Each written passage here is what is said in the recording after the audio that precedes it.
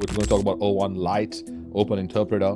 It's kind of phenomenal. What it's been doing is it's been changing the way everything is done. There's a bunch of mistakes that would be great to avoid. One is inviting guests solely based on the audience size without considering relevance or fit. See, now what would normally have taken a lot of time, you have 90% of the work already done. Hey, it's Ronsley.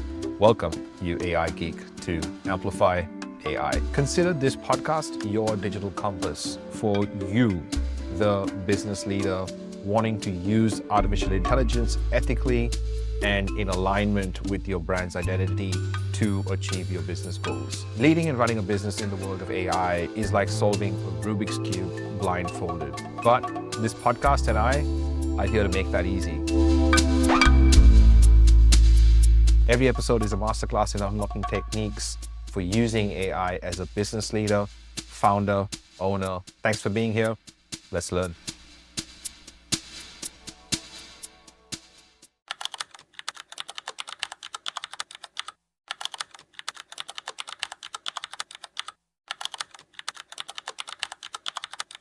We're going to talk about O1 Lite, Open Interpreter.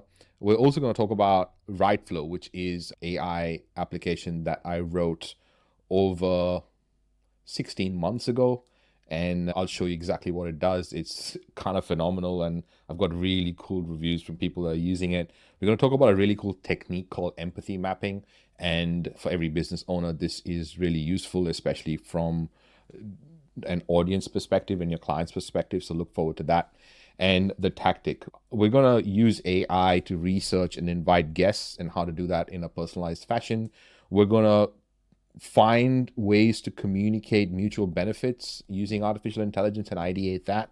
We're going to talk about creating different assets for guests and how to coordinate a promotion schedule as well as reciprocating promos. I want to start with the news. This is something that I think is very valuable. This Open Interpreter, or O1 Lite, came out, I'd say, about a month and a bit ago. And what it's been doing is it's been changing the way everything is done. Let me show you what I mean. So if I click on that. For over 100 years, humanity has imagined a computer that's as easy to enter. I'll have a link of this in the show notes so that you can access it, or just ask me or DM me for it and I'll show you exactly where to get it. This is one of the announcement videos, and I think this first part is good to watch. To use it, you just push, talk, and then it thinks and responds. Let me show you what it can do. When's the next sunny day? Sunny day is on March 9th. Great. Am I doing anything on that day? Let me check your calendar. You have no events scheduled for March 9th. So because the O1 is operating my personal computer at home, I didn't need to set up my calendar. It can just use it. Can you see if there are any concerts in Seattle on that day?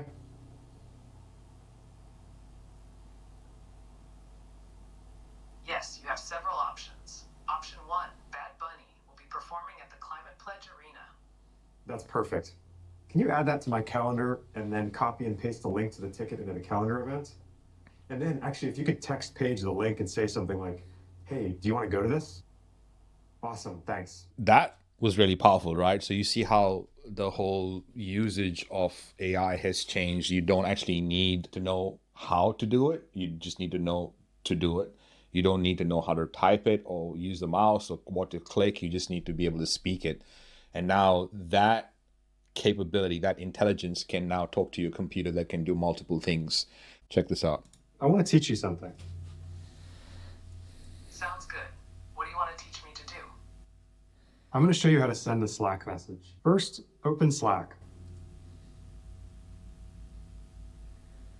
It looks like Slack is open. Did I do that right? Yeah, you did.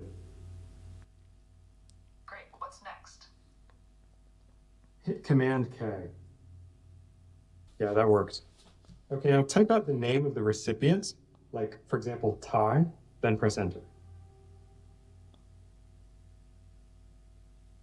Done. Let me know if I did that right. Yes, you did. Now I want you to click on the text box at the bottom that says Message Todd. I've clicked the text box. Did I do that right?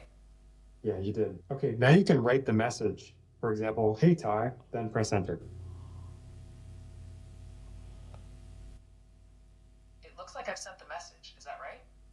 Yes, and that's all there is to this skill, so you can save it now. Sure thing. I've just learned the skill send a Slack message. That is super powerful. Now, just imagine, not only can you do things on the computer that the computer already knows to do, but you can train it to do a whole bunch of different things, like send a message, like doing a bunch of different really cool things. That is really, really powerful. That is the news. So today's tactic is all about making sure you use AI and leverage your podcast and your podcast guest audiences, right? How do you do that? And one of the things that we are all as podcasters, we are all very guilty of is not being able to leverage our podcast in the best possible manner. And if we have an interview type show, one of the things that we forget to do is even informing the guest that the podcast is live and out there, and they should go and check it out, and they should know that they didn't waste their time by coming onto the podcast. But also, when you're letting them know that this podcast is out, you should be able to see if they want to leverage their audience. So how do you use that in the most possible way? Because the idea here is that we kind of really want to move from missing out on exposure to new relevant audiences that your guest can provide. We want to make sure that we don't fail to capitalize on networking and cross promotion opportunities that we have as a result of the podcast. But we also want to make sure that we are attracting higher quality guests to seek better value on the podcast and increase the credibility of the show. We want to make sure that we're tapping into the guest listeners, because usually what tends to happen when you're interviewing someone for your podcast show is you're saying, hey, we both have the same audience. What you do really matters to my audience, and what you do also obviously matters to your audience. So how about I interview you on my podcast and we showcase you as this rock star to your audience as well as my audience. So that way you're leveraging, you're also creating a mutually beneficial relationship. And this can happen towards the end of the podcast when you're interviewing the guest and it's towards the end. And you also want to make sure that you're enhancing your podcast credibility by being associated with a bunch of really cool guests. There are 5 steps that I feel like we can play with when it comes to AI on these topics. One is researching and inviting the guests with relevant expertise to, and engaged audiences onto your podcast. How can we do that with AI? The second is how to communicate the mutual benefits of cross promotion when inviting guests. The next is providing guests with promotional assets and how to do that really quickly using AI. Then is how to coordinate a promotional schedule with guests to maximize the impact of the episode release. So how to make sure that you're sending the email or the communication on the right time, and then reciprocating if you've been on other podcasts to help their podcast get known to more people. There's a bunch of mistakes that would be great to sort of avoid. One is inviting guests solely based on the audience size without considering relevance or fit. So finding out whether the audience actually is aligned is probably the biggest thing that you got to do, not the size of the audience. The next thing is failing to provide guests with clear promotional guidelines and assets. And what we tend to do is just give them assets and expect them to know exactly what to do with it. And that's not usually the case. So we want to change that. And we also don't want to not follow through on our own promotional commitments that we've made to our guests. But before we get into the tactic, I want to show you this tool that I built. It's called WriteFlow. WriteFlow is written inside Google. So it's a script and it's a whole bunch of code that I have written here in the background that does a whole multiple functions. I'll just show you what it does. So you have a Google Doc that is open, a new Google Doc, and you'll get a new menu up the top here that says WriteFlow AI. And in this, you can do multiple different things, from ideation to content creation to SEO work to writing emails to doing your socials, doing strategy, and for podcasters to create questions, sales, and inception. But one of the things I really want to show you here, kind of powerful. This is a WriteFlow document, and I have a show called, obviously, Amplify AI. It's a podcast for business owners and leaders who want to ethically use AI to grow their business revenue, operations, brand, and audience. So I'm giving it context, and what I really want to do is like do an empathy map. The empathy map is a function that allows you to think of it from your customer's perspective. The empathy map will help you use 7 important perspectives for your audience, and examples that have worked well are online business owners passionate about their business can achieve their goals by increasing product. Let me show you what output it did. Here's the user profile, their business owners and leaders. Their interest is ethical AI integration to enhance business growth, which is true. Experience level varies. Here are their goals. The goals are to understand and implement AI to boost revenues and efficiency, to learn about ethical considerations in AI deployment, to enhance brand visibility and audience engagement using AI. How do they think and feel? They're intrigued by the potential of AI, but cautious about ethical implications. Overwhelmed by the rapid advancements and choices in AI technology. Optimistic about using AI to gain a competitive advantage. This is how they think and feel. They see competitors potentially gaining an advantage. What they hear is conversations among peers about AI success. What they say and do is discuss AI during board meetings or strategy sessions. Their pains, they have difficulty in understanding what is the best for their business model. Their gains are this. And this is the empathy map. This is really powerful. Just see what it did in such a short amount of time. What I'm going to do is I'm going to just copy this, and I am going to open ChatGPT. So with ChatGPT open, my first thing is I want to research guests and invite them with relevant experiences. So I'm going to say, this is my audience and clients. Can you please help me ideate a list of 20 potential guests that I can on my podcast? Then pick your top 5. Think this through step by step and give me a reasoning. So this is being done right now in ChatGPT. I want to show you what that might look like on a different platform. So here I have perplexity.ai. I'm going to open a new thread, and I'm literally going to paste that exact prompt. Just see the difference, all right, in output. The main focus or theme of your podcast is AI adoption. So what ChatGPT did was to ideate potential guests we should consider experts and influential figures in AI, ethics, business leadership, and technology. So here's a step-by-step approach. First, it's going to identify key themes. Then it's going to source for potential guests. Then it's going to compile a list of 20 potential guests, and then obviously gave its top 5.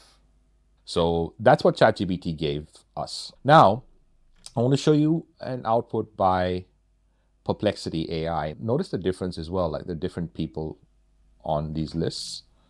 And the value of doing it in Perplexity is that it gives you references, so you can literally just go straight to those people and find out more about them. Now I can change that, obviously, but this is a good way for you to refine that.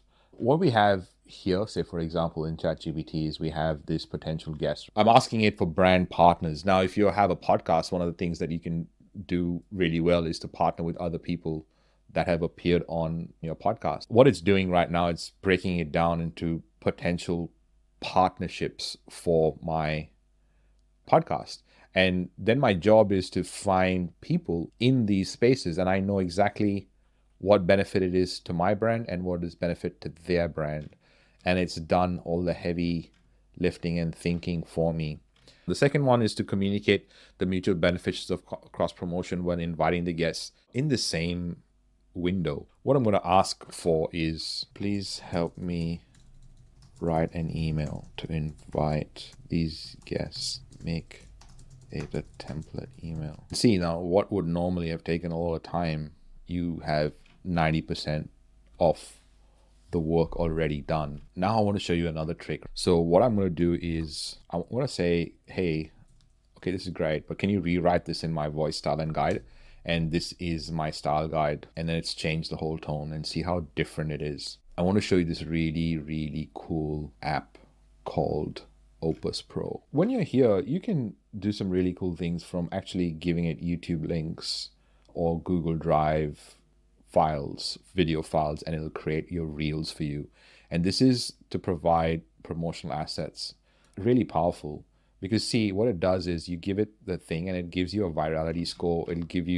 It'll rate the hook, the flow, the engagement, the trend, and you can pick one that really is useful. You can either download it or you can open it in Premiere Pro.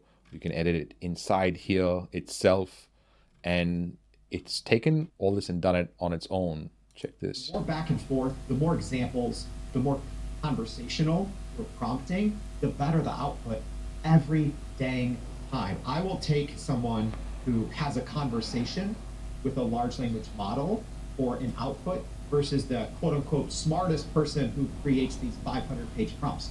The output, you can't argue with math, you can't argue with science. The more back and forth, the more it's done a great job at doing that. That's how you can do it quickly with AI. So when you've been on other people's podcasts, you can take that podcast video and then create reels of your own if they do not give you assets to promote. Also, I want you to notice one of the really important differences here between Perplexity AI and ChatGPT. Because what Perplexity AI does is that when you give it a prompt, it'll actually go and search. And if you see the steps that it did, first it understood the question, then it searched the web, it found 20 sources, used those 20 sources to interpret the question, and then gave an answer. That's a very different answer to one that a ChatGPT would give you.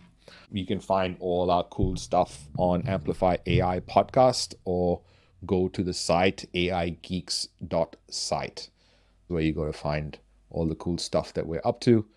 Until next time, love what you do what you love, and enjoy AI. Use it to your advantage. Augment your intelligence. Talk soon. Hey, AI Geek. Thanks for listening. Your job doesn't stop here. I want you to lend your voice to the conversation. So you can join those conversations, discussions, new trainings, new recordings, and the rest of the AI Geeks by going to aigeeks.co. Also, share this podcast with a friend, another potential AI geek. Until then, much love.